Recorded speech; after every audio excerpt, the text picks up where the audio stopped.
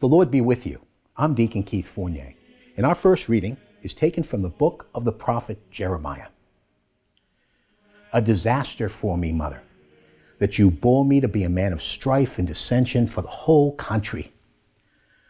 I neither lend nor borrow, yet all of them curse me.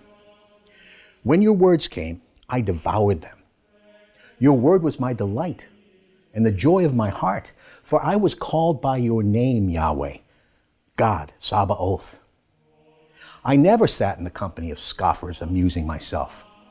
With your hands on me, I held myself aloof, since you had filled me with indignation. Why is my suffering continual, my wound incurable, refusing to be healed? Truly for me, you are a deceptive stream with uncertain waters. To which Yahweh replied, if you repent, I shall restore you to plead before me.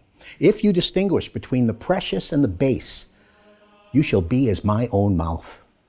They will come back to you, but you must not go back to them.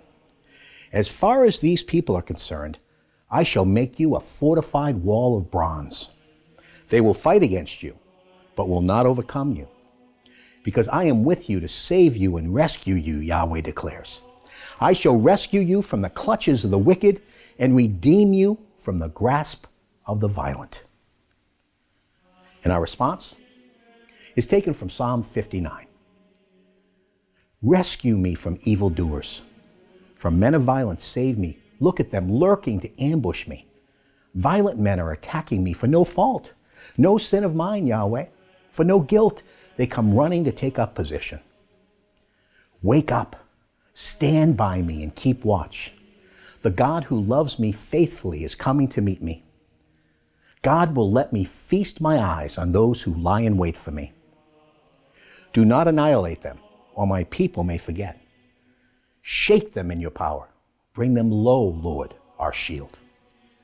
My strength, I will make music for you, for my stronghold is God, the God who loves me faithfully. In a reading from the Holy Gospel according to St. Matthew, Jesus said, the kingdom of heaven is like treasure hidden in a field which someone has found.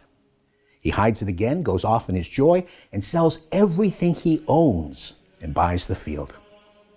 Again, the kingdom of heaven is like a merchant looking for fine pearls.